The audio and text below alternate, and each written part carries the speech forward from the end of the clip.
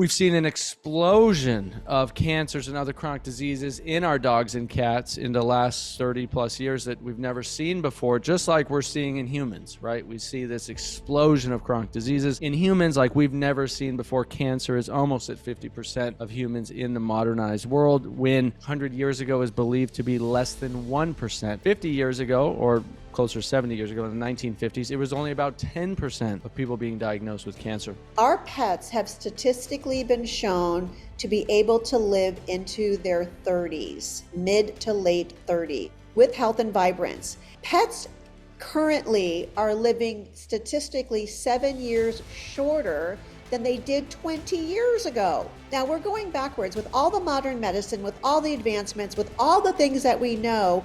Why is it that the statistics show that our pets are living 7 years shorter than they did 20 years ago? 20 years ago, it was common to see labs and golden retrievers and even small breed dogs that were living into their late teens, early 20s. And now it's rare. Most of these animals aren't living past 10. And that's because they're coming down with these chronic degenerative diseases. But it's also linked to the level of increase in toxins in the environment.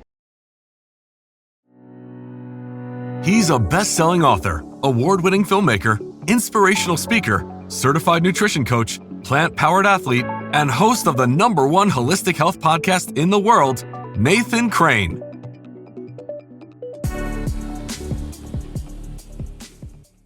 No cat anymore. My cat's gone. What do you mean your cat's gone? Echo died. Oh, no. Yeah, died at 23. God bless him. Yeah, it was a very transition. It was really fast. So what happened? I was away on a trip, and when I got back, the girl said, "Oh, he hasn't been eating so great." We were hand feeding him, and Alyssa brought him home. He came out of the carrier, and he was just falling over, and he just went into like an acute renal failure, liver failure. And I was treating him for the first 48 hours, and then I palpated him, and he had a huge mass all of a sudden in his abdomen, which was probably a bleed because he'd become anemic. So he probably had like hemangiosarcoma or something, but because the mass wasn't there 4 days earlier. So it was probably a hematoma of something. And he let me know he was ready to transition. And I said, "Buddy, we have that deal." So, Wow. yeah. 2023, that's a long time. That's what cats are. Yeah. What's that, like 7 years in humans, 9 years in humans? What is the cat to human ratio? Yeah, they say there's 7 years to every pet, and there's a lot of variation in there, but they certainly have a shorter lifespan, but they really should live into their 30s. So we're 30s, killing you think? Oh yeah, I mean, we're supposed to live to 120 vibrantly, and so here we are, we're dying early at 120, and we're not making it to 120, we're barely making it into our 70s with all kinds of decrepit going on. Right. And so our animals the same thing, they're dying at a very young, early age, which what's sad is that we are conditioned to accept aging as a problem, as an expected deterioration of the body. And so when we get older and we start to have things that are achy and breaking down and having issues with ourselves or our pets, it just becomes something that we go, okay, well, I'm going to go to the doctor, I'm going to get a pill for that. Instead of, why am I aging? The whole anti-aging thing, it's an interesting concept because I studied with, what is his name? Dr. Stephen Chernisky. And years and years ago, probably going back 30 plus years, he wrote a book called The Metabolic Plan. And what was fascinating in his work is that all these people were talking about what causes aging. He said, no, I want to study what causes anti-aging. And this was 30, 40 years ago before it was popular. So he went out and actually lived with the Aborigines out in Australia. And he studied what they ate all day long. And then when they got back to camp, he would take his little pan out and his little burner, and he would start to make his meal. And the Aborigines, in his book, he talks about they would gather around him, and their eyes would get big. And he said, well, what are you watching? And they would say, we're waiting for you to explode, because you can't possibly put that much food in your body and not explode, because they eat little tiny 300-calorie meals throughout the day. as they're doing activity. And they couldn't imagine somebody just eating this big meal at one time. And so in his quest for understanding what helps people live longer and healthier, he studied blue zones and he studied everything that came around what does longevity really look like. And of course, it was reducing inflammation and eating foods that promoted wellness and biological activity, so the right supplements, etc. Who was this? What was his name? His name is Stephen Chernisky, Dr. Stephen Chernisky, and I met him Okay. through a company that I was involved with, and he wrote a book called The Metabolic Plan. And I still have the book. It is like a little Bible for me. It just filled with wisdom. And it was so simple. Like that was my first introduction to how do we look at biology and just make it simple. And so that's really cool. Well, let me introduce you to folks who don't know you. So this is Dr. Marlene Siegel. She is a very, very good friend of mine. She is on our board of directors at the Holistic Leadership Council. She is a 40-year plus experienced integrative veterinarian, I would say, and many would say one of, if not the world's leading integrative veterinarian. She integrates the best of all worlds when it comes to diet, lifestyle, and leading edge technology to help all kinds of animals, especially working with, dogs and cats, but she has helped horses and parrots and snakes and frogs even. Your frog story of, basically helping a frog, like some random frog you found that was like dying and like giving it surgery or something. You could tell that story. That was pretty fascinating. But is the go-to expert when it comes to helping animals thrive. And we've seen an explosion of cancers and other chronic diseases in our dogs and cats in the last 30 plus years that we've never seen before, just like we're seeing in humans, right? We see this explosion of chronic diseases in humans like we've never seen before. Cancer is almost at 50% of humans in the modernized world, when 100 years ago is believed to be less than 1%. 50 years ago, or closer 70 years ago in the 1950s, it was only about 10% of people being diagnosed with cancer. We're seeing autoimmune diseases and diabetes explode at rates we've never seen before. And it's the same in our pets. And so, Marlene, number one, thanks for coming on the podcast. We're going to dive into this deeply with you about why are we seeing chronic diseases in our pets and animals at rates we've never seen before? What is causing it? What do you believe is causing it? What does the science show is causing it? And then what can people do about it with diet and lifestyle to help prevent these diseases in their pets, in their furry loved ones? So welcome to the podcast, and happy to have you here. With the cold and flu season here, it's critically important that we enhance and strengthen our immune systems. Yes, would you agree? The problem is, though, that there's so much confusion out there when it comes to what actually works for our bodies and for our health. Well, I'll tell you what I used. I used Maison Beljanski's wellness products. Maison Beljanski's products are backed by science to not only help empower the immune system, but can support detoxification and contribute to our overall health. Coming from Europe, the all-natural Beljanski formulas are now available in the United States and are recommended by top doctors everywhere. A lot of the colleagues I work with, functional medicine practitioners that work with patients with all kinds of diseases, are recommending Maison Beljanski's products to their very own patients. As a special sponsor of this podcast, Maison Beljanski has included a very special discount offer for all of my listeners. You can get 15% off your first order using the promo code Nathan, and you'll always enjoy free shipping when you order 4 products or more. You can grab your wellness products today at MaisonBeljanski.com. That's MaisonBeljanski, MaisonBeljanski.com, and use code Nathan for 15% off. Hey, so if you've been following me for any time now, you know that I often talk about Helin 951, the nitrogen fermented organic soy drink. I first learned about it at an integrative cancer event years ago, and I've been taking this myself for a long time. It's so potent and it has a strong flavor. So I add their organic mint powder to it, and it's easy to take any time of day. I usually take it in the mornings. You know, I'm constantly looking into natural health products, and the ones that catch my eye are the ones with years of proven results and the science and research to back them up. I love that Helin 951 checks all of these boxes. Made from a unique 100% organic soybean grown in the high mountains of Mongolia, Helin 951 has some incredible health properties. Just a few of the benefits are more energy, better sleep, detox, longevity, better immune function, and some fantastic anti-cancer compounds. The folks over at Helin have made a page just for our followers to learn more.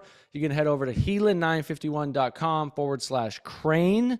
That's HAELAN 951.com/crane. They have special discounted packages there for you to get you started. And if you use the promo code CRANE, CRANE, at checkout, they will also give you free shipping. So head over and grab this special offer for yourself and use the free shipping promo code CRANE, or just give them a call if that's easier for you. They are so easy to work with and have over 32 years in the industry. Again, that's helin951.com/crane. Have you heard of PEMF therapy for cancer? Well, this podcast is brought to you by Dr. Pollack, and he wants to share with you the groundbreaking research of pulsed electromagnetic field therapy in the treatment of cancer. Studies show PEMF therapy can help control the cancer process and give safe, non-toxic, and non-invasive symptom management. PEMF therapy may enhance other cancer support and treatments, lower inflammation, and promote tissue healing. Studies show it's possible to improve your general well-being and recuperate from surgery, radiation, and chemo better and more quickly. Embrace a comprehensive approach to cancer treatment with PEMF therapy, a vital tool on your path to prevention, treatment, and recovery. For caring and professional guidance and recommendations from Dr. Pollack, go to drpollack.com/intro to cancer. That's drpawluk.com/intro to cancer. Well, I'm so excited because this is an opportunity to reach so many, and they don't have to be pet guardians. I'm now making a distinction between a pet owner and a pet parent or a pet guardian. Had a recent introduction to a client who, let's just say, was not a very good fit for me. It was a person who I will now label as a pet owner, because this gentleman, his philosophy was, well, if I have a pet, I don't want to change anything I'm doing. If it gets sick, if it dies, or if it gets cancer, I'll just get another one. And he didn't want to hear anything about what he was doing in the lifestyle of this animal that may be contributing to this animal's issues. And I just thought that was a very interesting comment when he said, well, I've had dogs for 40 years and, I've just taken them to the vet when they had a problem, and I get a pill and I go home and, it gets better. It comes back. And I commented, well, good for you if you've never had to encounter cancer in all the pets that you've had. And he said, oh, I didn't say that. All my dogs have died of cancer. And I just sat there and I went, seriously, you're not making a link between what you're feeding these animals, the lifestyle that you're providing for them, which is so not natural, and the fact that they're all dying early of cancer. And he was just so close-minded. He gave me a 1-star review. So if you guys go on Google, you'll see his comments. And yes, Dear Justin was a wonderful opportunity for me to, one, help really identify who my good clients are, who's my avatar, who are the people that I'm really here to serve. Because it's not everybody. Right? Not everybody wants to do what Nathan does. Not everybody wants to live a healthier lifestyle or eat organic or eat species appropriate or work out and exercise. It's not for everybody, and that's okay. We're all here in our journey, on our path, in the right timing for everybody. But I'm here to be able to serve the pet people that are pet parents. They are pet guardians. Their animals are their family member. Those are the people that I want to serve. And these people are very interested in what can they do to help these animals live a longer, healthier life, because just like we shouldn't be going to the doctor all the time, our pets don't need to be going to the vet all the time. If we're doing the things that support the body in the way the body was designed to be supported, then the body does its own thing. It works. It's very functional. We just happen to live in a time where it's so toxic everywhere around us. We can't get away from it. We can't get away from 5G and the amount of EMF. We're tied to cell phones and computers and routers, and then things we can't control outside the house, and the amount of hormones, chemicals, and pesticides that are being used in our environment that we have no control over. But the lesson there, or the beauty, is that the one thing we can control is our own behavior. We can control how we perceive the world. We can control how we react to things. We can control what we do within our own personal sphere, and we can make choices that help us to make healthier lifestyle choices for us and our animals and Mother Earth. Because one of the things that you were mentioning in the opening introduction was the rates of chronic disease in our pet family and in our human family, but what we're doing to the wildlife is horrid. Like, there's a 35% reduction of all mammals on this planet. And that was a 42-year retrospective study that was done by the World Wildlife Association. And they went back statistically and measured this. It was between, it ended in like 19, or the early 2000. It was a 42-year retrospective study. And they found these drastic numbers of reduction in wildlife, bird populations, mammals. So we're not just killing ourselves, we're killing our planet. We're killing the wildlife that's on this planet through the behaviors that we're doing unconsciously. But when we become more conscious through your work and my work, and people start hearing some simple things like, are you using laundry detergents that are safe for the environment and safer for us, that aren't full of xenoestrogens? And they're out there. We just have to make the conscious decision to not go to the store and buy Tide. We have to read the labels and see what is it that we're really getting in our products that are touching our skin, that are going out into the earth after we use them, that are contaminating our water supply. It's a really big deal, but it's not overwhelming. It doesn't have to be overwhelming. We just start with one action, implement that, and then when you're good, then go back and find another action. Yeah, that's a great point. And you brought up a distinction in guardianship versus ownership that I think is pretty important. I just watched the new film in theaters, the documentary called Christspiracy, and it was really good. And one of the things that they brought up in that film that speaks to this point is this idea of dominion, right? That humans have been given dominion over animals, over the planet. You know, it's in the Bible. The word dominion comes up many times. And that's one of the reasons that people believe, well, I can do what I want to animals. I can eat them. I can kill them. I can enslave them. I can do what I want to animals and to the planet because God has given us dominion. Because the word dominion in our modern day is kind of like ownership. It's mine, right? This is my dominion. I can dominate. I'm a human being. You know, that's my God-given right. But when they talked to a language expert and sat down and went, and this is all in the film, I thought this was really fascinating, and went and looked up the ancient Hebrew word from the Bible that was translated to dominion. The actual original meaning of the word that was in Hebrew, that was in the Bible, actually means stewardship, which is the same as guardian or guardianship. And so stewardship actually means responsibility. It doesn't mean control over. It doesn't mean to dominate. It actually doesn't mean dominion the way we use it today. It means to take care of, to steward, to guardian, to look after. And so when we use that word in that original meaning, in this case with animals and with the planet, it changes everything, right? It's like, oh no, these aren't my animals to control and to dominate and to kill as I please. They're actually, if we believe in that, you know, God-given right of stewardship, of guardianship, then it's actually our responsibility to look after them.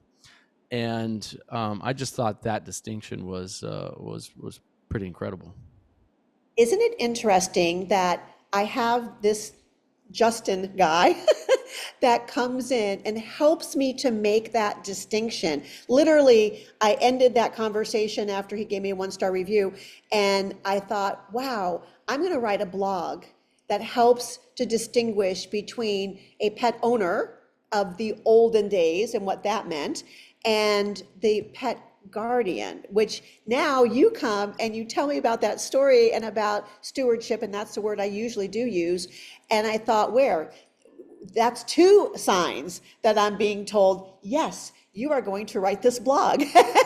So that's just confirmation for me that this is an important topic. And it isn't that what we did in the past was bad or wrong.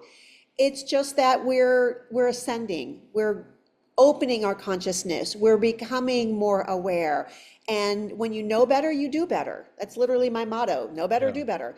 Right? So I don't want people to feel like the things that they've done have been harmful or hurtful, even if the result was that. Now it's our opportunity to know better through education and empowerment. Knowledge is power.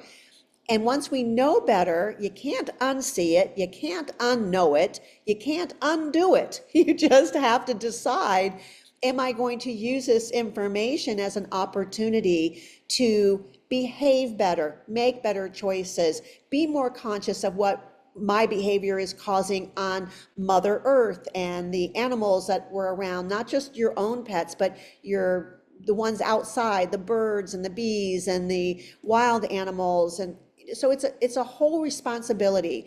And Yeah. also, how do we behave with each other?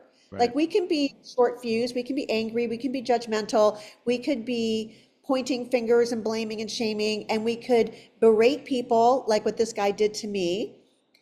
And that's one choice, but we also have the choice on how do we receive it. So for me, I said, wow, I'm going to own that. This is a person who showed up to show me contrast. But what am I going to use that contrast for? And so I'm choosing to use that contrast to educate pet parents on, am I a good fit for you? Or, what are you looking for in the healthcare of your pet? And also in my response, I could have been angry, I could have taken it personal, but I realized that, first of all, this is a person who is extremely ignorant. And You didn't kick him out. obviously, You didn't kick him out right there and say, "Get out of my office. Get out of here." it was, thank God it was on the phone, the conversation. But, when he came to pick up his dog, he was even abusive to my daughter who was checking Oh, him geez. out.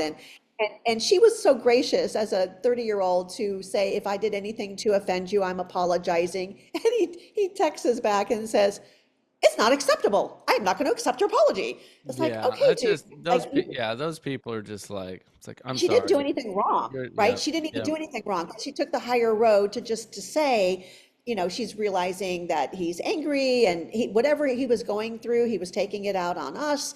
And so I just offered compassion back. That doesn't mean that you have to let people abuse you and harm you. I'm not implying that, but I am saying that it's our choice on how we receive that. So my self-esteem and my belief systems are strong enough that if he has a different opinion, I can say, it's okay. You're entitled to your opinion. I'm entitled to mine. We don't have to agree, but we don't have to be harmful, hurtful, right. and try to make the other person as wrong. I'm just saying, you have your belief based on your experiences. God bless you. Go do it. If it works for you, great. Obviously, it wasn't, because all his animals died of cancer, but but I don't have to make him feel bad or be bad. I don't have to make him wrong. I can just allow myself the space to be who I am, knowing that I'm not harming anybody. I'm doing the best that I can with the information that I have. 10 years from now, my information may shift, and I'm going to be open to that, because I am always evolving. I'm always growing. I'm always learning. I'm always kind of what animals do. They sense what's going on around them and they adjust. Our cells do that. They take communication from what we're experiencing, the neurochemicals that we produce when we're happy and in gratitude versus we're anger, shame, hurtful, bitter. we produce different neurochemicals. So we're basically communicating to our cells and our DNA and our microbiome what is happening in the outside lunar world. And so if we're telling them all the time that there's bad things happening, we're in danger, well, then our cells are going to go into cell danger response mode. They're going to close down. They're going to stay in a high sympathetic, safe mode, hoping that whatever that danger out there is going to go away and we can go back to thriving. Yeah. But during that period of time where we're telling ourselves it's a bad world out there, they're hunkering down in the bunker, just trying to wait for the storm to pass. Do we want to stay there? Or do we want to shift into a state of gratitude and joy and love and compassion, where it is a totally different vibrational state and the only state that we stay parasympathetic and are able to heal and repair and regenerate? 100%. So I want to ask you about the current average lifespan of our cats and dogs versus their ideal, let's say, natural health lifespan. If they were healthy, lived a long, healthy life, what is that potential for cats and dogs? How long should they be living versus how long are they currently living in our modern day? I love that question, Nathan, and thank you for bringing it up. Our pets have statistically been shown to be able to live into their 30s, mid to late 30s, with vibrance. And that, when I said it to Steve, Justin, he just blew up. That's not true. Okay, dude, we're done with our conversation. But no, they should be living into their 30s with health and vibrance. Pets currently are living statistically 7 years shorter than they did 20 years ago. Now we're going backwards with all the modern medicine, with all the advancements, with all the things that we know. Why is it that the statistics show that our pets are living 7 years shorter than they did 20 years ago? 20 years ago, it was common to see labs and golden retrievers and even small breed dogs that were living into their late teens, early 20s. And now it's rare. Most of these animals aren't living past 10. And that's because they're coming down with these chronic degenerative diseases. But it's also linked to the level of increase in toxins in the environment. So the body has 6 organs of elimination. We were literally, and the dogs and cats do as well, and we were designed to be able to withstand stressors and toxins and be able to transmute some of these negative things, make them harmless, and send them out the body. I mean, the liver does 3 phases of detoxification. It's amazing what the body can do, but it was never designed to withstand the level, the burden of toxicity that we're exposed to today. So it's everywhere you turn. It's all the foods that are processed and full of hormones, chemicals, and GMOs and pesticides and devoid of enzymes. It's just dead food. It's frankenfood that we're feeding. And then the water, over 85,000 toxins in tap water. And then it's the air quality that we're dealing with, and it's the EMF, it's the mold. I live in Florida, so we have a lot of mold around here. And then it's the ants in our brain, these automatic negative thoughts that are creating the neurochemicals that we talked about. And then everything that's touching our skin, the products that we're using, from women's makeup to shampoos and conditioners that we unconsciously are washing our babies in, not realizing that we're disrupting their entire endocrine system. Like, we're making them susceptible to diseases. And of course, we're doing that to our pets as well. So we are inundating our body in such a way, and then we've cut off the body's mechanisms for repair. So we don't have hormetic stressors per se in our environment. A hormetic stressor is it's a biological stress that is put on the body in order for the body to respond and be able to improve the body's ability to endure. So one hormetic stressor is extreme temperatures. Our ancestors and our pets' ancestors, they didn't live in a house where they could turn the heater on or turn the air conditioner on. They were subject to whatever the external environmental temperature was. And if that ambient temperature was absolutely freezing, they got really, really cold. Not everybody survived in that, but those that they did were able to have adaptive things happen in their body. They made more antioxidants, whatever, and they were able to endure. And then the next season, they were better adapted for that environment. And so we don't see that anymore because we have such a controlled environment. Another one is activity. So high intensity activity is a hormetic stressor. And think about what our ancestors had to do. They had to run away from the saber-toothed tiger or from the neighboring tribe that was trying to kill them, or they had to fight back, so they had these high intensity bouts of exercise. Our pets, their ancestors had to hunt down their food. So that meant that if they were hungry, they had to go chase it down, wrestle with it, kill it, and eat it quickly before that another predator came to eat them. So we don't have that anymore. Dogs and cats, they walk over to their bowl, which sadly for most pet parents don't know better, but they leave food in the bowl all day long. So they leave this Franken food for the animal to graze on all day long. And that's a bad thing. And then the other one is the whole idea of just calories all the time. Like if you look at the way wild animals eat, they eat at dawn and they eat at dusk. They don't eat all day long. And so they have these long periods of fasting. And now people are starting to eat when they can. I mean, if it's a wild carnivore or a wild omnivore or scavenger, they eat when they find food, right? Like which it's is not they don't have meal time. It's not a meal time. It's like, oh, we found food today. We might not eat for 3 days, you know? Yeah. So they stuff themselves when food is available, absolutely. But their motivation to hunt is going to be their hunger drive. And then they go back and they digest and they rest and they let the metabolism and all the processes that have to go on to break that food down, absorb it, assimilate it, and then excrete whatever is wasteful.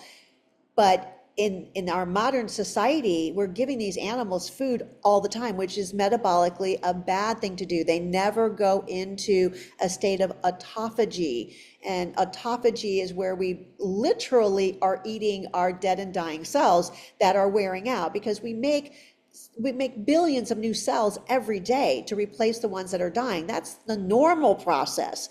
But when we have all these dead and dying cells that are not being taken care of, they're not getting used up and recycled and then gotten rid of, then you have even more toxins that are developing from your own cellular waste. So autophagy is really important, to have the ability, when there's no calories coming in, to use up all these dead and dying cells, take the parts that are still functional and working, recycle that, and then you go back to a state of mTOR, which is the anabolic, repairing and building and growing. So we're supposed to be doing this cycling all the time through our natural lifestyle, but we just don't live that natural lifestyle anymore. So we have to create it. We have to learn about it and then go back and recreate it. Yeah, I like the Buddhist monks I studied with in San Diego for a number of years, where they ate one meal a day. This is very common with Buddhists in Tibet, or I have a doctor friend, Dr. Lodi, in Thailand. And when he goes up to the temples as well, he says they usually eat one meal a day, right? They usually eat lunch and that's it. They fast the rest of the time. And a lot of the monks that he visits up in Thailand, for example, up in the mountains in the monasteries, he said, I'm doing testing, blood work, and different kinds of work on these monks when I'm up there. And these are 70 and 80-year-old monks that they have the bodies of 35-year-olds. They're strong, they're fit, they're healthy, they're lean, they have energy. Like, they don't look like a 70 or 80-year-old person. And these are people that eat usually one meal a day, and they're fasting the rest of the time. And, that's hard for us to think about in Western society because we're used to eating all the time. It's also, it is an easy thing to do. If you agree, that's very healthy for our animals, for our pets. Our pets eat what we give them, right? They're not out generally hunting. They're not, unless you're my dogs and we're out running in the mountains and, they'll catch rabbits and things like that. I don't think I've caught a squirrel yet, but I've seen them catch and eat rabbits. They're pretty good rabbit hunters, actually. It's pretty crazy. And they're part lab, part German Shepherd. But unless your animals are out hunting wild all the time, like, they eat what you give them, So that's the one thing that is in our control with our pets, is what we feed them and how often we feed them. And I never thought leaving food out all day long for our pet was, our pets was ever a good idea. I think cats, are a little better than dogs about regulating, but I've also seen cats that are just so obese and overweight. I mean, dogs and cats today are so overweight. It's so crazy. I see people walking their dog and like, you see them, I'm like, this is a reflection of the diet and the modern lifestyle of modern Americans today. It's crazy. Yeah, it is. And so for any pet parent that's out there listening right now, pause this conversation, go get your kibble or canned food, and I'm going to teach you how to calculate the amount of sugar that's in that food. So you start with 100%, and then you subtract out the protein, you subtract out the fat, the moisture, and about 3 to 5% for ash. They will never put on the label the amount of carbohydrates in that diet, because if people saw it was 40 to 60% sugar, they wouldn't spend the money for that. But that's literally what we're feeding these animals. Dogs are carnivores. Cats are obligate carnivores. They literally have no dietary requirement for carbohydrates. And yet, think about it. You're feeding them 40 to 60% sugar with every bite of every meal of every day. Is there not any common sense why we would start seeing them have such severe problems? And obesity is huge. But we're also a society that's been trained on fast, cheap, and convenient. And that's how we have been duped into the lifestyles that we have today. Fast, cheap, and convenient. So we go to the store, we buy something in a bag, it stays good for 30 days or longer. It can stay on the shelf for years, and we don't think twice about that.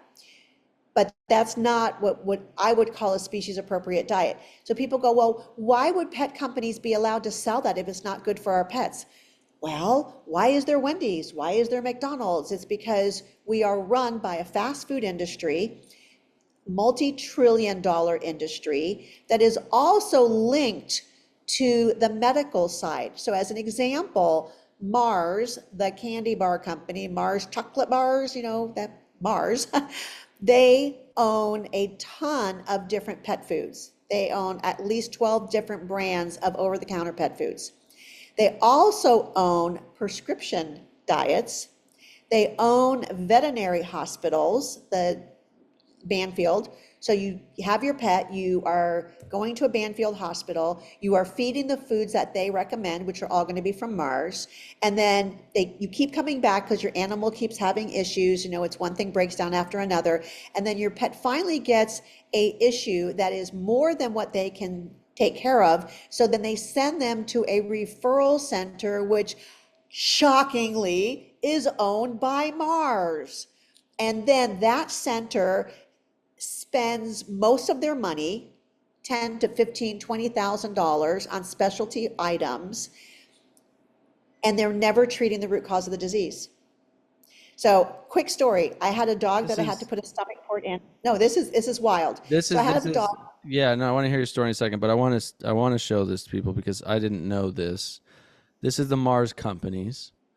Look at all these brands that they own. Many of what you were just talking about. Not only the Mars bars, they own Kind, and then gum companies. And you go over, they own Dove, right? You go over, M&Ms, and then here's your cat food, Whiskas, Snickers, Pedigree. There's your dog food, cat food, right? And Skittles. Like, it's all the toxic, terrible. And then they have a Kind bar, which is still not, if you look at the Kind bars, I think the processed sugar on those is so high. I don't eat them, but I remember seeing them. So it's like every brand they have here is basically, Bounty, Dove, these are filled with all kinds of chemicals. Every single brand that's here for humans and animals is basically filled with sugar, filled with toxins, filled with potential endocrine disruptors, and it's all from the same company. That's crazy. So they own Banfield, and then they also own Blue Pearl, which are the referral centers across the United States. Jeez. How amazing is that? If I wanted to build a business model where I could keep all the business funneling all the way to the end of that pet's life, they've done a wonderful job doing it. Not a good job in the sense of the animal's health, but they've done a great business model. Yeah, And we great have business to model stop. of creating, creating sick Wealth and food income. that makes people and animals sick, that keeps them sick, that keeps them coming back for more, and keeps them going long enough just to keep getting sick and keep buying their products. I mean, Until they run to the point where they say, I'm sorry, there's nothing more that can be done. that's And insane. then they recommend euthanasia. Now, fortunately, my office is relatively near to a Blue Pearl, and a lot of the technicians and some of the doctors will slip these people my phone number, and they'll call me, and I don't save everything, but I always am able to add quality of life to these animals. But I have dozens and dozens of cases where they were told there's nothing more that can be done, and these animals live years longer with quality of life, great life expectations, and they were told there was nothing else. So this is a company that doesn't really focus on anything healthy. They don't do ozone, they don't do hyperbaric oxygen, they don't do anything to actually diagnose the root cause of the problem.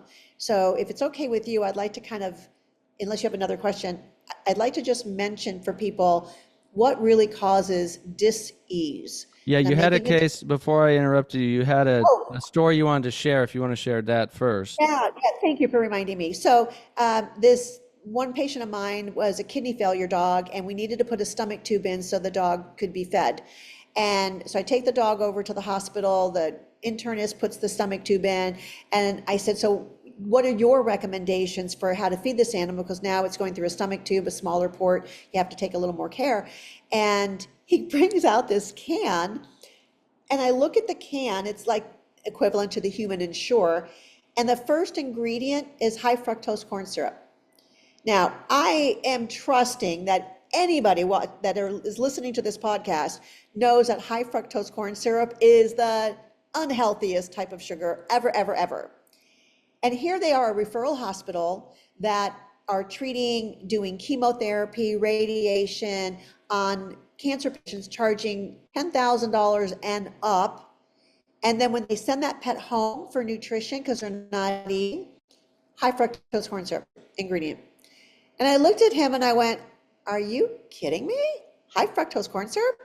And he did this. He shrugged his shoulders and just went, yeah. Didn't apologize, didn't act like he thought there was anything wrong with that. That's what he's being told to do because Mars, that's their motto. So, Well, and you have these buzzwords today too that veterinarians are piggybacking on, as well as conventional medical doctors as well. But another example of that is here in Jacksonville. I was looking for an integrative veterinarian or holistic veterinarian, and they had it advertised on their website. They were using terms like holistic and integrative. And so I went in and took my dogs in and met with them. And the first thing I do when I'm in a place like that is I go and look at all the products they're selling on their shelves. Be like, okay, if these guys are health-minded, they should be selling some really clean stuff. All their shelves, from treats to food to you name it, was all the processed kibble crap with processed ingredients, hot, sugar added in, all the crap that when I've learned from you over the years, like, you do not give that to your animals. And that's all they were selling. So that was red flag number one. Red flag number two was when I was talking to them about different kinds of medications and things like that. And I was talking to her and I was like, well, what do you use for, flea treatment for your dogs? And I was talking to the veterinarian there, and, fleas and ticks are a big deal here in Florida. And so it's like, I'm trying to do everything naturally I can for my dogs. I don't want to put poisons on them, but they also kind of suffer with the fleas and the ticks. And so, I'm talking to her and she recommends this, it's a chemical, it's a pretty toxic chemical. And I go, well, aren't you concerned at all about the side effects? And she got all defensive and she was like, no, and people just think what they want to think about it, but it doesn't really matter. And she had this weird rant about it, and I was just like, okay, here, this person clearly is not holistic minded, has not mentioned anything about diet. When I mentioned, and I pulled up the list of known side effects from that drug, and listed like endocrine disruptor and like all kinds of issues.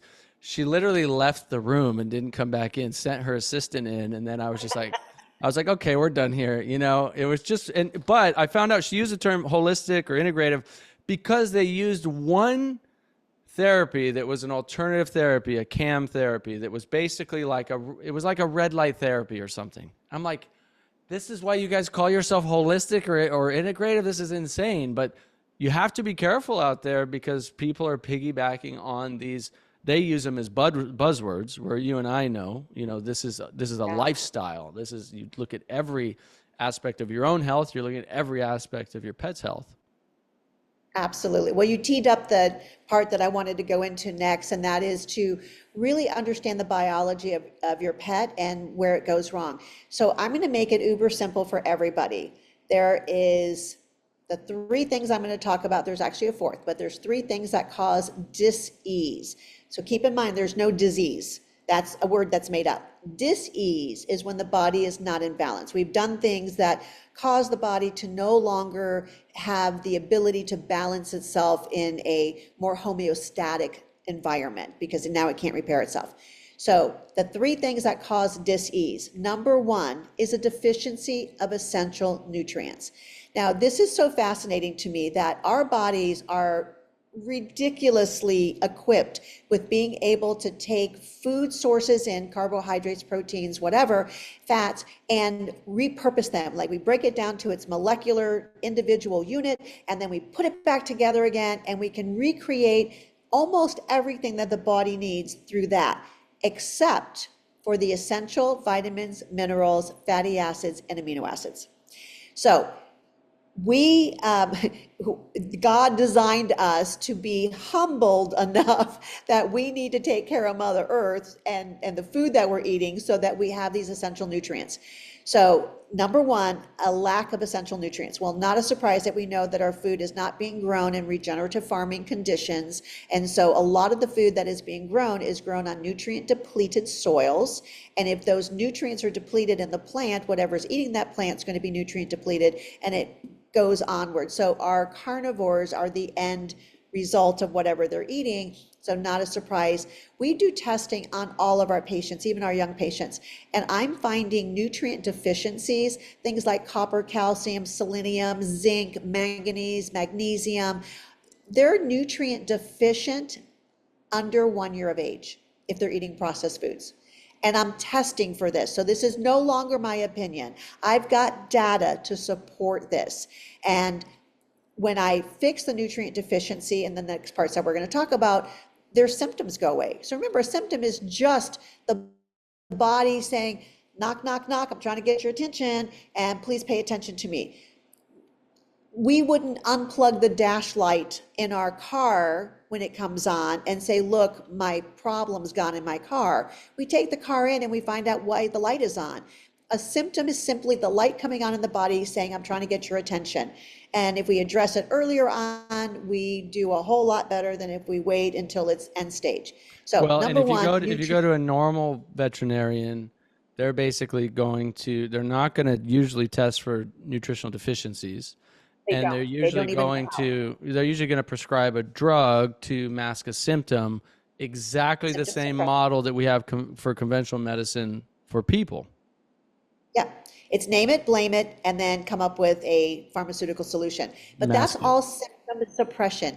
If you guys don't take anything else away from this podcast, know that symptom suppression is the worst thing you can do. Now, if you have a situation where you need to suppress a symptom short term, absolutely, but don't stop there.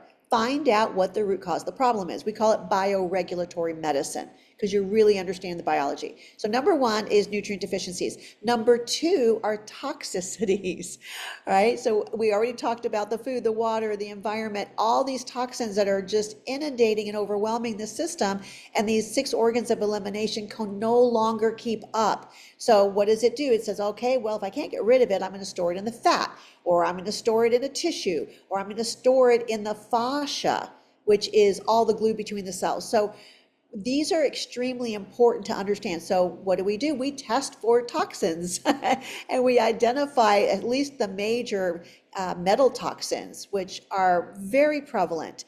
And I find on average that all of our pet patients have 4 to 6 heavy metals in toxic levels.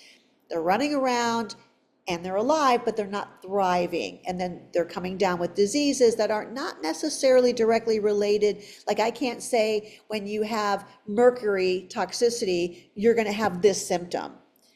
it doesn't always correlate, but we still see cobalt, lead, um,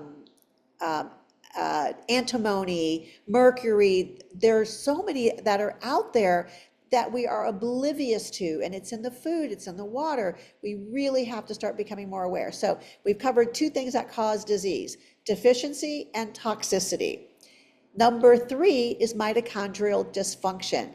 And it's a big topic within itself, but the mitochondria are the little bacteria that have become part of us. They live inside of our cells, and there's gazillions of them, and they produce energy. So most people know your mitochondria produce energy, but they also are the signaler of what DNA expression should look like. So they are communicating with the microbiome, who is picking up all those signals that we are creating through neurochemicals that from our feelings. And they're having this discussion that occurs through the fascia. They're transmitting information back and forth through redox signaling, basically like a cell tower that passes the message on and on and on and on until it gets to the end user. It's the same exact system, but it's happening inside our bodies, inside of our cells.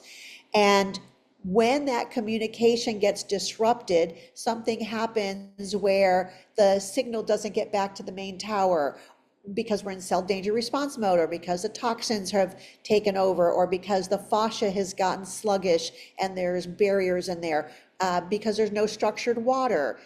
The fascia is structured water. All the water in our cells is structured. So when that is unstructured, then the fourth phase of water collapses and a ton of metabolic derangements occur. So number one, deficiency, toxicity, mitochondrial dysfunction. And then the fourth thing is actually emotions, because we're all dis-ease. There are emotions that are trapped and creating another dimension to that illness. So now everybody can go out and diagnose their animal. When they're sick, they're going to have a deficiency and or a toxicity. Usually it's a combination. There's some level of mitochondrial dysfunction, and there's an emotional attachment. But if you just took care of the first three, have your pets tested for deficiencies, have them tested for toxicities, and then am I supporting that mitochondria? And there's tons of literature out there on things that we can do to support the mitochondria. Oxygen. We need oxygen. For people, we need to breathe properly. For animals, also, they need to be able to breathe properly, and that's through exercise and not being frozen in fear and not being restricted. I mean, just think about what happens when we're fearful. We hold our breath, we crunch in, we close in, our diaphragm no longer moves properly because you're just locked into this closed down position. And our pets, in training to our energy, when we're going through that, they don't know why it's a stressful environment out there. They don't know what the danger is. They just know my pet parent is in high sympathetic tone. There must be something horrible going on. I'm going to go into entrainment and be highly sympathetic with them because there's something bad about to happen. So, make sense? Makes perfect sense. I want to take a few minutes and ask you some just quick, like rapid response questions, like 1 second, 5-second answers, and just jot these down for people, and then we can take some time and go into the nuances of some of them afterwards if needed. Everything has nuance, right? But at least for general information for people, I think there's some really important questions people have so far, which is number one: what's the ideal amount of feeding times we should feed our pets? Is it once a day, twice a day, 3 times a day, 5 times a day? So depending on age, because puppies are going to have to eat more frequently. They don't have the ability to store glycogen in their liver. So just like any baby would eat more frequently, they do need to eat every 2 to 3 hours, especially the small breeds. But that's that's just because of the glycogen storages. Then once Until they start what reaching age? more 6 to 9 months of age, and then large breed dogs, it might be out to a year because they're still growing. But when they've quit growing, they're not really gaining weight anymore. Their physical size is stabilized. So somewhere between 6 months and a year, then they should go down to weaning into either once or twice a day. Twice a day is nice because it gives you the metabolic flexibility, and then when you're eating, they're not begging because they're smelling food. They become conditioned to eating just like we do. So many people, they're hungry because it's breakfast, they're hungry because it's lunch, they're hungry because it's dinner. We shouldn't have to be committed to eating at those times of the day, but I think people could relate to that. Well, the animals get conditioned to eating at regular times as well, but they are metabolically conditioned to eating at dawn and dusk. That's what their innate intelligence tells them to do: hunt at dawn and dusk. So I that's like to what you see them feed, recommend, ideally, like morning ideally and twice a day. twice a day, Yeah, at morning and evening. What's the latest dawn in and the dark. evening? Dark. So I would say if you're in a time zone where it gets dark at 6 o'clock or 8 o'clock, but somewhere's in that zone is a good time for them to eat. It also is a great time to observe their behavior because in many animals, the first sign of illness may actually be that they walk away from the bowl or they don't eat. They're sick. They're not feeling well. Yeah, yeah, I've Yeah. seen that. Uh-huh. Yeah, and then Okay.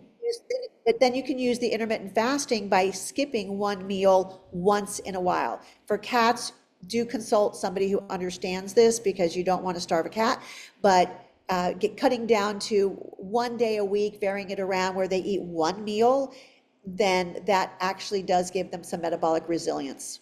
Okay. Now, in terms of quantity, what is the ideal kind of feeding per pound of body weight for a dog or a cat? If you're not gonna leave food out all day long for your animals, right? Because you want them to live healthy and a long life. And we'll get into what types of food in a minute. But if you're gonna feed them, sometime in the morning, sometime in the early evening, what is that prescription per kind of pound of body weight? Well, um, that question only really comes up when you're talking about processed foods. So can we switch the question into what should they be eating first and then come back? Because we can calculate what their metabolic needs are when it comes to eating a raw diet, where they're eating a diet that's based on meat, fat, bone, and organ meat. That one I could answer. But when you're dealing with processed foods, the amount of carbohydrate is going to vary from one product to another. The amount of toxic load is going to vary. And so it changes that animal's metabolism. Okay, let's come So, back to that, and I want to get to the ideal diet in a moment. okay. Some other rapid fire questions real quick. Exercise, So, like what's okay, let me give what's you, it? let me give you the short answer to your question, though. The short answer is way under what is on the bag. Never feed what's on the Well, bag. so the idea here is that people are going to stop feeding kibble and dried food and processed foods to your animal because you want them to live a long, healthy life. But if you continue doing that, you're saying less amounts than what's recommended on the bag. Yes, yeah. What they say on the bag is always exceedingly higher than what they metabolically need. So when I have an obese pet comes in, the parent goes, "Oh, but on the bag it said to feed 4 to 6 cups." Then we can know that it does depend a little bit on their activity level, their age, how many calories they're actually burning. But the easy answer is if you're going to feed a kibble or canned food, go way under what they are recommending. And then watch the pet's body weight. If they start losing too much weight, you need to come up. Yeah, if you're seeing two or three or four ribs showing, right? Like that's a bad sign. They're probably getting underweight. Yeah, Versus if you yeah, can we don't want to do kind of that. see one of the right, you don't want a rib pack, right? You can kind of see Yeah, one of the ribs when they're breathing in or something, but they don't have excessive fat and they're not excessively skinny. They're yeah. probably Remember the overweight. Kellogg's pinch an inch? No. Oh, you're too young, Nathan. I don't know about, I mean, I don't think Kellogg's, I ever they had had a Kellogg's that much.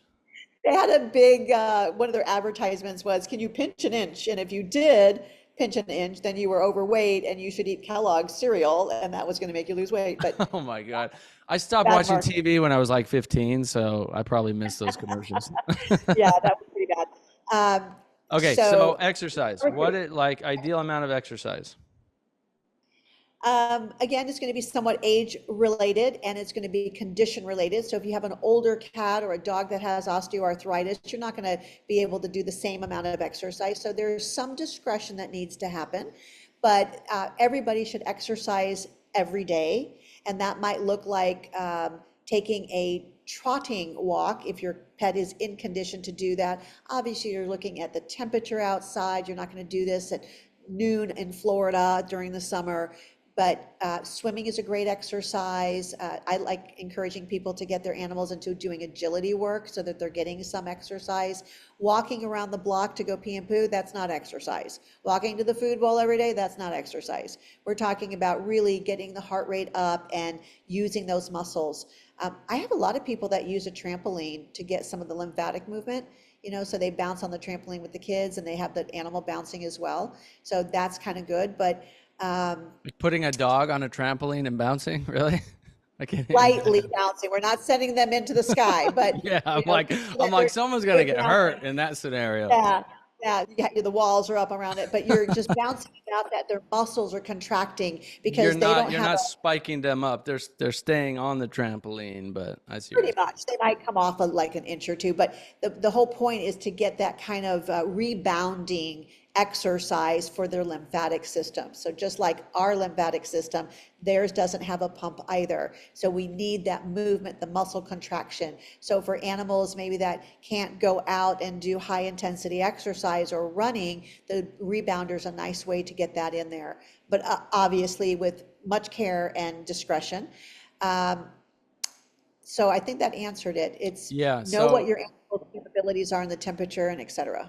if they're older, obviously walking is probably a great thing, right? If they can't run anymore, Yeah. walking might be a great thing. But a walking to go pee and poop, you're probably talking about 10 minutes. That's not enough time of walking, right? You're talking like, hey, let's walk a mile, 2 miles, 3 miles. Thank you for, yes, when you're walking them to go potty, they're stopping, they're smelling, they're looking around, they're not really walking. We're talking, what you just said is walking with intention. For the pet parent who's doing the walking with them, they're pumping their arms, they're squeezing their butt cheeks, they're trying to get some good deep breathing in, and you're moving along at a nice clip, not running, but just at a nice exercise walk clip. And that would be the same for their pet. We have a lot of people that go biking with their dogs. I wrote a blog on that, and there's some special equipment that you can put on so that the dog doesn't pull you over, and they have some swivel room. Obviously, you want a dog that you've trained to do that so they don't see a dog and then take off and you go flying off your bike. But definitely doing things that help get them out and moving and engaging with some form of exercise that is within the constraints of what their health will allow. So my dogs are 8 years old. They're brother, sister. I run them 5 days a week, a mile, minimum a mile every time. It's on my bike. I've got a waist belt that attaches to 2 leashes, and then they pull me, they literally pull me like the whole time. Yeah. And like a sled dog. And so, but, and I'm a bigger guy, and so my weight is a little bit more than their weight. But if I'm not mindful with hands on the brakes and paying attention, and I mean, they'll chase off after a squirrel. I got to grab their leashes, pull them back while I'm still going. They pulled my dad over, like tore him right off the bike. He's 70. So he was not expecting that. So he takes them one at a time, and he can do it. But both of them, he can't do it. But I've just trained him that way, and I just have to be mindful. But yeah, they'll full out sprint for a mile by the time we get back home. And then other days I just walk them. I'll walk them a mile, and then once in a while we'll go out to the forest, and they'll run the whole time. I get them off the leash, and they'll probably run 2 or 3 miles. And so at least I run them at least 5 days a week. I think just like me, I go to the gym 5 or 6 days a week. 1 or 2 days off a week is a good cadence. I kind of do the same thing with them. I'm like, yeah, they could use, 1 or 2 days a week off because I'm running them. They're sprinting, a mile minimum 5 days a week. And that works really good. That works really good for them. So they have a lot of dog parks now, and Yeah. the dog parks are getting very sophisticated. So they're broken up based on size, so you don't have little chihuahuas in there with Great Danes. And with our dog, Alyssa sent me some video of Adi. She has her own Instagram page, by the way, guys. It's called Antics of Adi, A-D-I, Antics of Adi. So she sent me a video of her at the dog park recently, and Adi's only like 9 months old, so she's still quite a baby. but she's a little bit bigger. And the big dogs intimidate her. And when a whole bunch of dogs come over, they intimidate her. So she'll get on the ground and lay there. And she watches what all the dogs are doing. And then she decides who is it that she's going to go play with. And then she gets up and they tumble and they run and they just have so much. She comes home, tongues hanging out, and she is ready to go to bed. So that's a really good thing if you have a dog that has a great temperament. And the pet parents that go to dog parks, there are a unique breed of pet parents in a very positive way. Like they engage, they have birthday parties for their dogs and they invite the dog friends over and they can tell who their dog enjoys hanging out with. They have their best friends and then there's the BFF and it's just adorable to watch. They really do have this intelligence of how they pick who they're going to play with. Okay, so let's talk about diet. What is the ideal diet for dogs? And then what's the ideal diet for cats? So ideal diet is going to be the same for a dog or cat because the wolves and the lions and tigers in the wild, they all ate the same thing. It was whatever wild animal that they could catch, kill it, and eat it. We are marketed to believe that there is age differences and there's health challenges differences. And so we have all of these niches which allow a lot more SKUs on the shelf for people to have to choose from. So basically they all eat a raw diet, and that is not a piece of chicken from Publix that you throw on the ground because the way that meat's handled is not healthy. A raw diet should be a grass-fed, grass finished.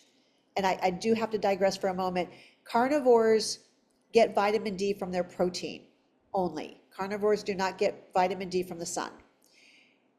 Herbivores, which are what is being fed and then put into the canner bag, hopefully there's meat in there when you're feeding your dogs, herbivores only get vitamin D from the sun. So if they have not been fed out on pastures, grass-fed, grass-finished, then they're going to be vitamin D deficient. And so whoever eats them is going to be vitamin D deficient, person or dog, whatever. So it is very important that you distinguish that it's a grass-fed, grass-finished diet. Hopefully they've only been on pasture. They haven't been fed any grains because all grains are going to be genetically modified in today's modern age. You want the diet to still be in the state of raw. So the moisture content should still be there, which most meat's going to be 70% moisture. And the enzymes are still alive in that food because it hasn't been heated above 105 degrees. Our food, because I do have a raw food company, and our food is made in a USDA inspected facility. So we're using human grade products. They're inspected before they leave for any pathogens. We test for E. coli, salmonella, and listeria. And so these products are very clean and they're handled. It's immediately frozen, flash frozen, so no pathogens grow. It's shipped frozen to the consumer, and then the consumers are instructed to handle it wisely. Like you don't leave it sit out on the counter for 4 hours. It's raw meat. Now, going back to what's in it, meat, fat, bone, and organ meat in the right proportions, because that's what the wild animals would have eaten. And in fact, if anybody really wonders what's the right decision to make in any circumstance, look at a model in nature. How does nature do it? And then try to model after that. So little short breakaway there. All right, so meat, fat, bone, and organ meat. In the diet that we made, the way the labeling companies, the laws that require labeling in the US, in order to call a diet complete and balanced, you have to add vitamins, minerals, and fatty acids. But in order to make it shelf stable, they add synthetic vitamins, minerals, and they add cheap rancid fatty acids, usually fish oil of some kind. And that becomes another layer of toxicity for these animals because they can't utilize those nutrients. There was a university study done recently, and they tested animals that were eating processed food. 85% were vitamin D deficient, dogs. And I've been doing the metal analysis and the nutrient analysis now for over 5 years. And across the board, our meta-analysis shows that a majority of these animals are deficient in 3 to 5, if not more, essential nutrients. So vitamin D, B12, magnesium, and then all the ones I listed in the beginning of the podcast. So we're sending these animals out with not enough to support them. And why the minerals and vitamins are important is because they are literally the cofactors that run our metabolic pathways. So it's not just, oh, let me eat Flintstones because that's the vitamin we remember. There's really, the reason behind it are these are the essential nutrients that my products. I created the essential nutrients that the animals need to have, and I made them in a separate form so that you can dose that animal based on its body weight, based on its age, and based on its metabolic needs. So my pet parents feed the macronutrients separate from the micronutrients, and then they are able to put a diet together in their kitchen. Was that confusing or did that make sense?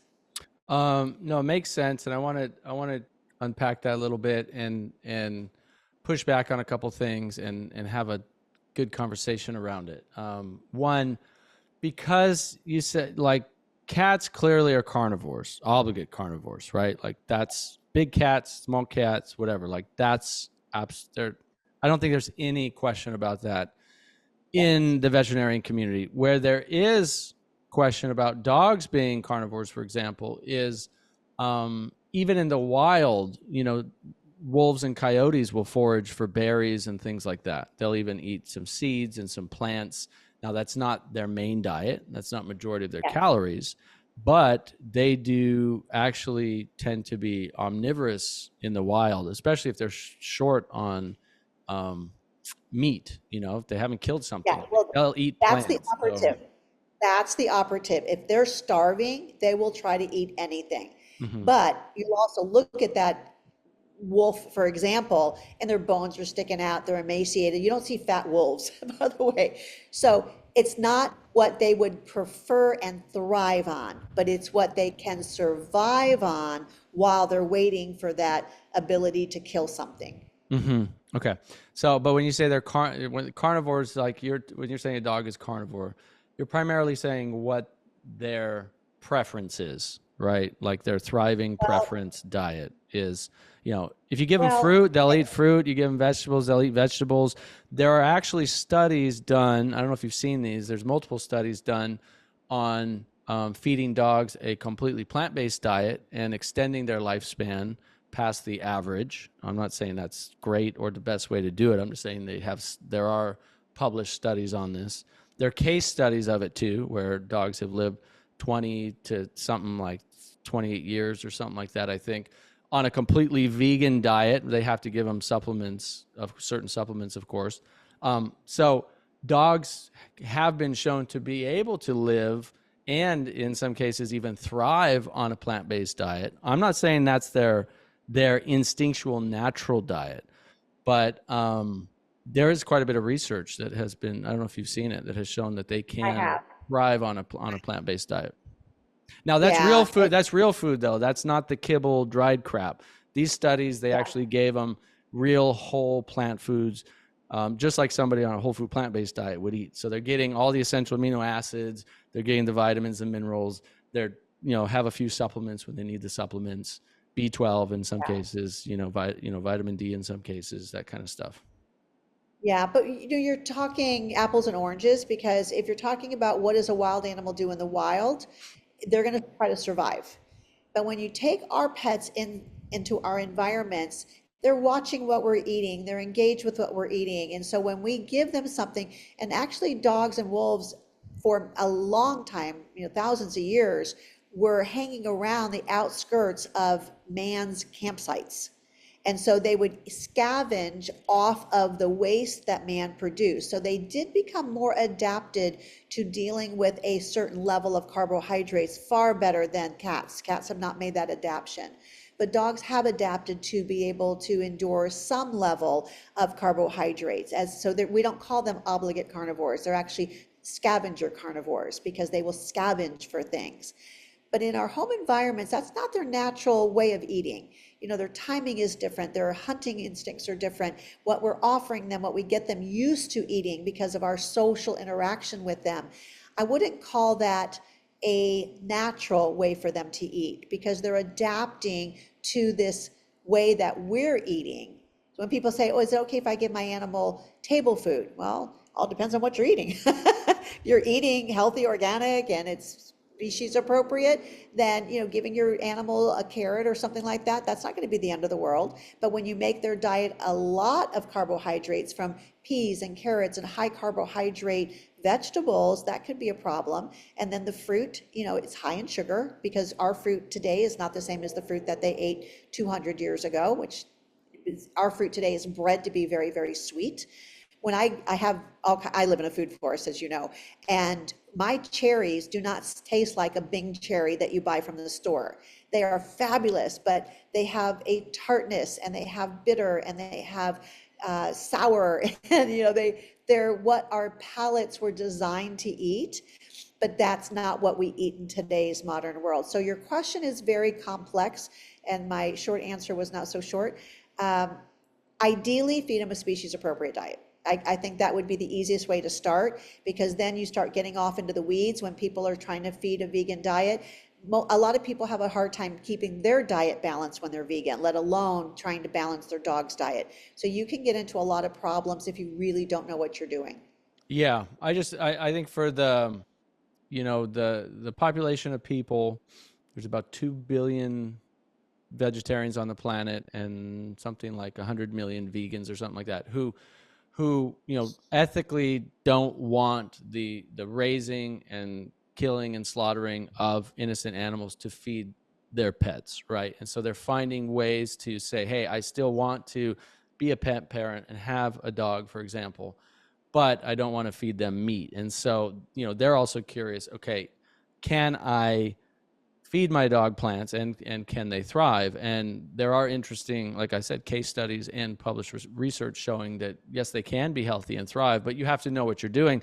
You have to have a well-planned diet, just like you would as a human. You have to have a well-planned diet if you're going to be vegan or plant-based. You have to have a well-planned diet if you're omnivore, right? Like the same amount of people are deficient in vitamin D and other vitamins. Iodine, for example, I think iodine and vitamin D, and a couple other vitamins are like, doesn't matter what diet you're on, the standard population are significantly deficient in these Absolutely. essential vitamins. So any diet you have to have well planned, right? We're talking whole foods, real foods. We're talking good diversity of food for ethical reasons. If people want to feed their animals, more of a plant-based diet, there are ways to do it. You have to learn how to do it. But what you're saying is, hey, a species appropriate diet, a dog in the wild or a cat in the wild is going to generally be more carnivore. And so if you're going to feed them more of what they would eat in the wild, then that is raw meat, raw organs, raw bones, these kinds of things that they would find when they killed an animal and ate that animal. That's what they're going to be eat. That's more of what you want to feed them, is what you're saying. Absolutely. So there was a study done by the University of Helsinki, which is a veterinary college. It's one of the few feeding studies that have ever been done in the veterinary world.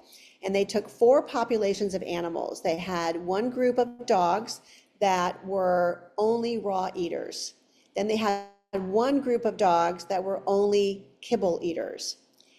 And they did all of these different tests to find out, there were different inflammatory benchmarks that they were looking at. And then they took the raw eaters and fed them kibble, and they took the kibble eaters and fed them raw.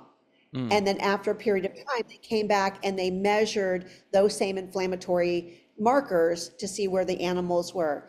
And in every single case, the raw eaters were the lowest on the inflammatory markers. The kibble eaters were the highest. And when they switched the groups to the opposite diet, it went back to the kibble eaters, the inflammatory markers went up, and the raw eaters, the inflammatory markers went down, which is the way you want to go. It makes sense. There's so much processed crap in that dried food. I mean, it is so full of chemical additives and fillers and preservatives. I want to make a distinction. When you're saying kibble, generally, you're not just talking about the brand kibble. You're talking about dried dog food in general. Thank you. Yes, I don't even know if there's a brand called kibble, but yeah, what I remember, there was one. I don't know if they're still around, but. All right, yeah, it's that little dry nugget that doesn't have moisture in it, and you can, when you open the bag, all that fat and waxy stuff on the outside, of course, that's all the rancid fats that are in there. So That's probably as bad as you can get for a diet. Now, what the university also showed that if you could feed 51% raw and minimize the amount of kibble, because some pet parents feel like it's too expensive to feed a straight raw diet. If your animal is under 40 pounds, it really is a no-brainer. It's not that expensive. When you get into the large and giant breed dogs, yes, they're going to eat a lot of meat. They can eat up to 2 to 4, 5 pounds a day, depending on their body weight. However, what people don't calculate in is the broke care that you're paying for. So one veterinary visit for a sick animal could easily run between $400 and over $1,000. If you spent $1,000 trying to diagnose your dog, that's not even maybe treating it for vomiting, diarrhea, cancer, God forbid, whatever, then how much of that raw food could you have used for just that one visit? That would have probably taken you out a couple of months. So again, our society is trained to be a broke care society. In fact, growing up, I would hear, if it ain't broke, don't fix it. Well, seriously, that's creating a society that puts blinders on. I'm not going to look at what I'm doing. And then when it breaks, then all of a sudden, oh my gosh, now I got to face it. Now I got to deal with it. Now, if you're like my client that we fired, Justin, he's just going to go out and get another dog, right? Because it's a commodity to him. He's just a pet owner. It's just something that he owns. But if you are the pet parent that really wants to have a life with your pet and help them to live the longest, healthiest life possible, we're likely to outlive them, and we're going to suffer that loss when we say goodbye. But we've had all those years of joy and gratitude and blessings that they bring. And we certainly know that animals in our lives enhance our lives immeasurably, and even we can measure the hormones improvements and the quality of our life that improves when we have a pet, and not one that we're abusing. These are people that love their animals and they treat them as part of the family, and the kids grow up with them, and it's a family, two-leggeds and four-leggeds. So for those people, when they start looking at what it costs them in broke care, and then I help them to see what would it really cost to feed them correctly. And Nathan, it's shocking. It's not that bad. So you're playing a balance. It's more than what people are used to, but when you look at it in the long run, it actually makes sense, especially when you start factoring in medical bills, right? And same thing with our own health. It's like, I was at a point not too long ago, not too many years ago, where it was like, do we buy groceries today, or do we save this little bit of money to pay rent in a couple of days? Because we don't really have the option to do both. And we still chose to buy organic. We still chose to eat healthier. We still chose, real foods.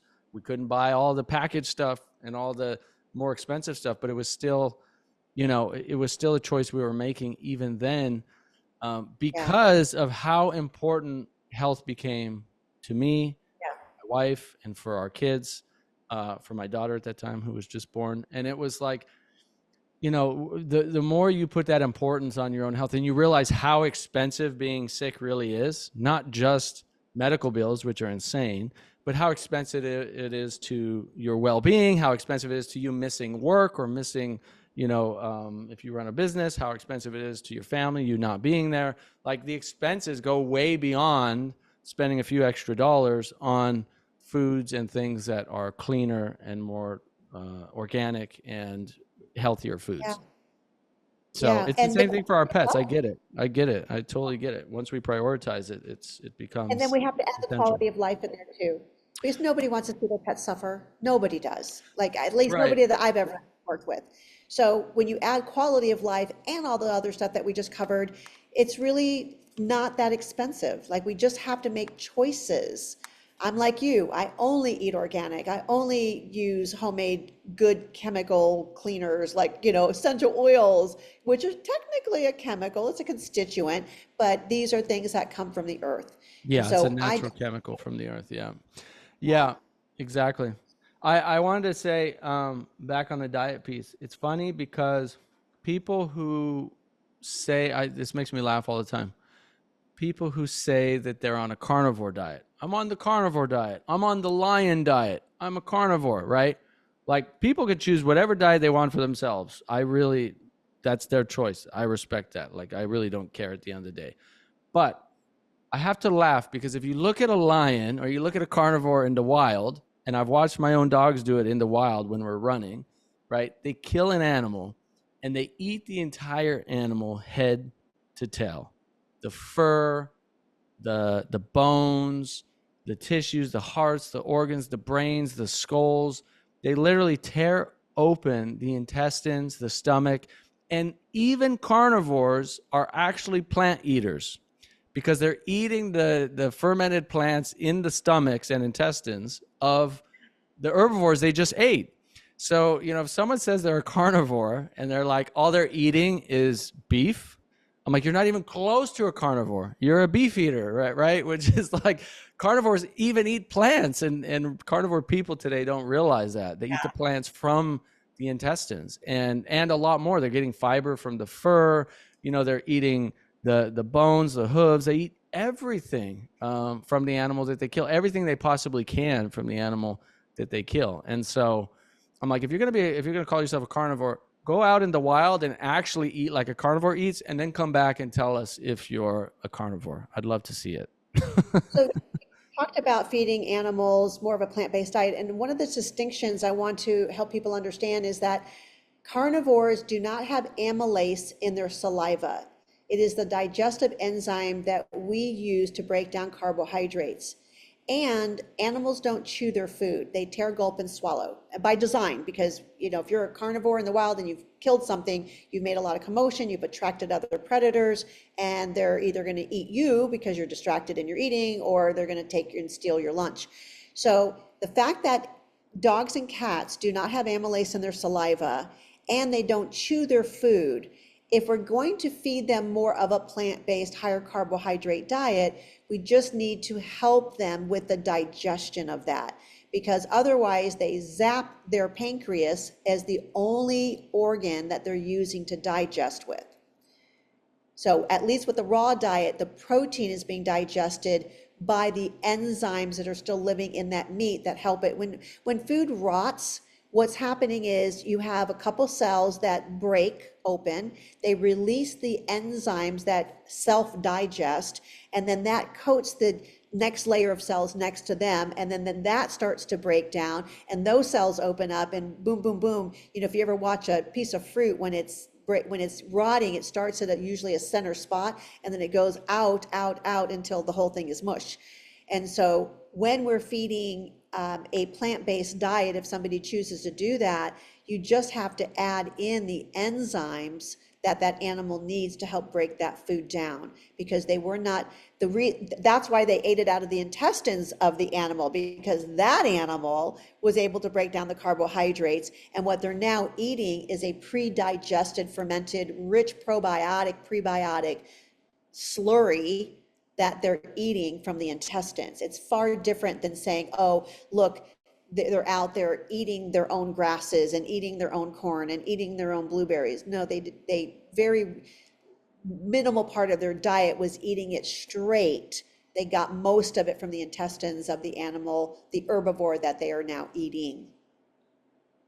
So on that note, there is, now I don't know about cats, and I don't know about all dogs, but there was a study, they were looking at male beagles and seeing, because that's been the general understanding, is that, dogs don't have amylase in the saliva, but they have new technology to test some of these things. Just like urine, actually, we thought was totally sterile. I actually found out just in the last few years, they have new technology to determine that urine actually has very tiny amounts of bacteria in it.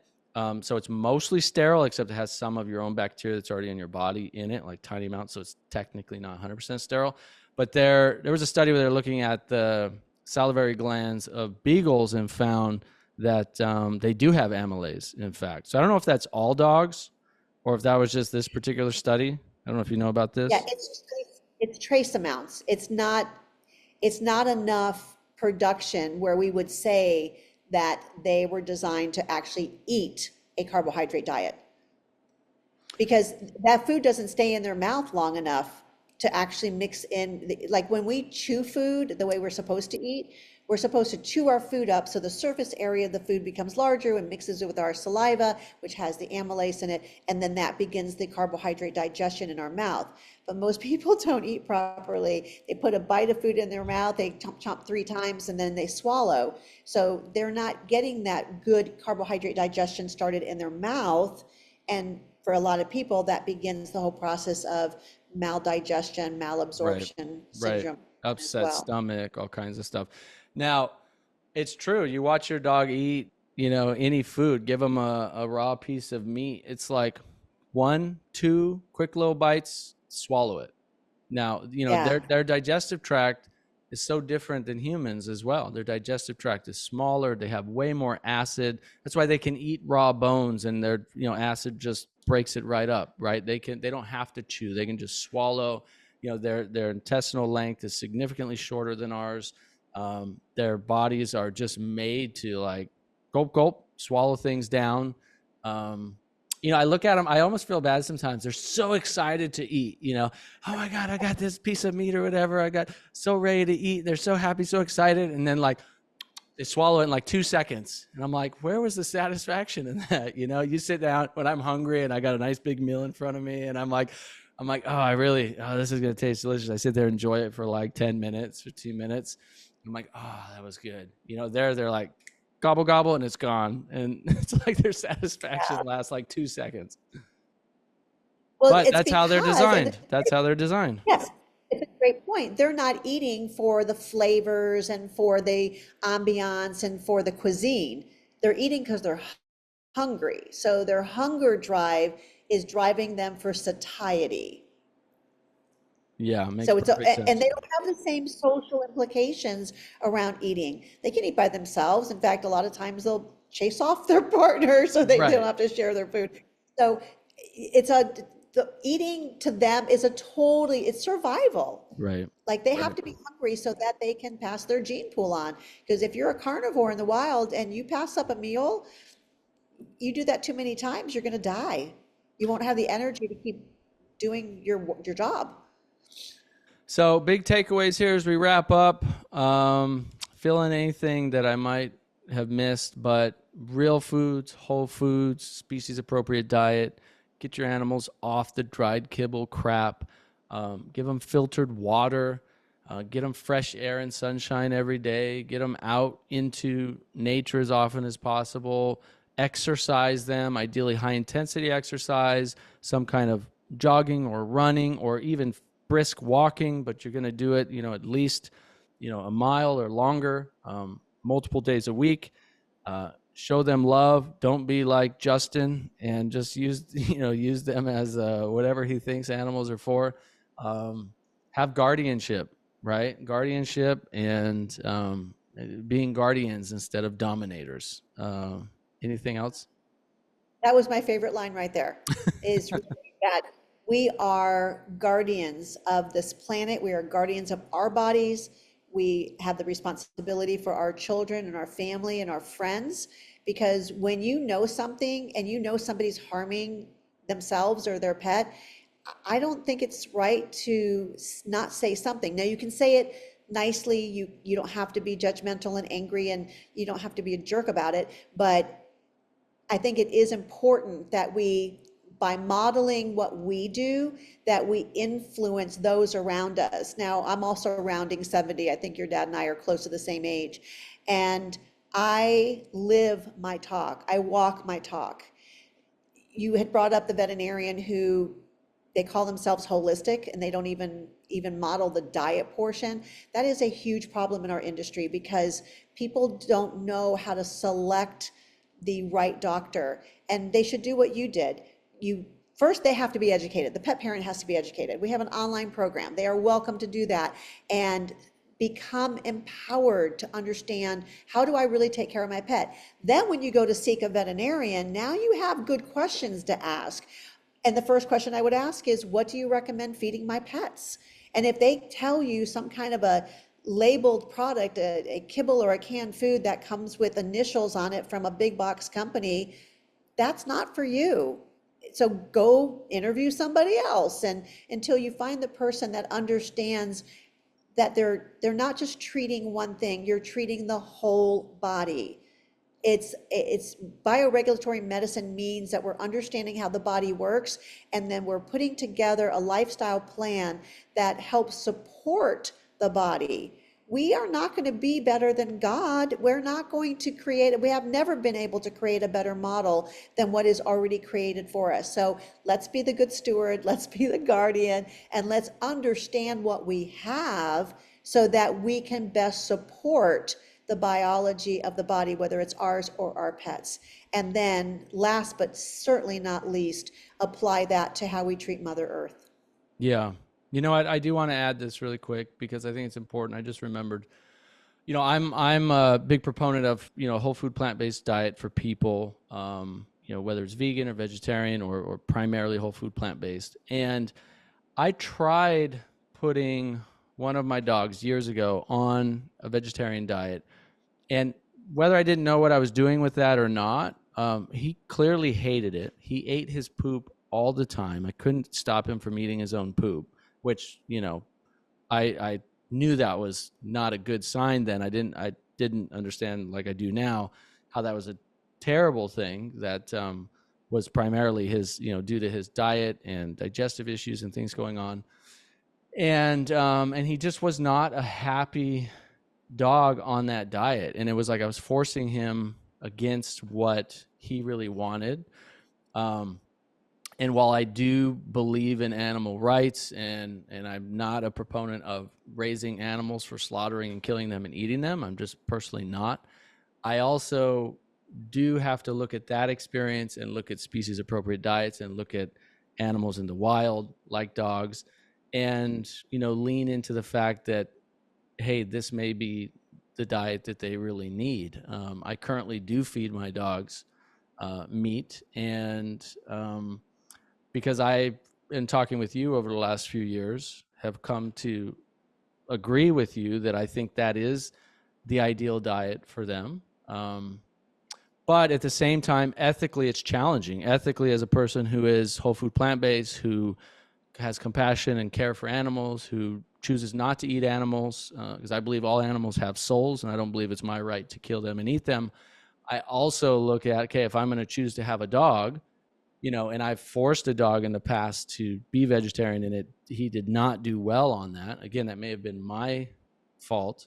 And the first time I gave my dogs raw meat, the two dogs that Sunny and Mooney, because they were on primarily, in the first few years, they're primarily on like dried dog food and canned dog food and stuff like that. The first time I gave them raw meat, I saw this energy light in their eyes that I'd never seen in any one of our animals ever. It was like the first time they ate it, they were just like, oh my God, what is this? And they salivate and they went crazy. While they didn't really care that much for the food I used to give them, they would just go and kind of eat it nonchalant. Yeah. They fight each other over the raw meat, like, no, that's mine. They're like I clearly saw, okay, this is what they really want. And so I'm always torn between like, well, yeah, but I'm still contributing to, raising and killing innocent animals for them to eat.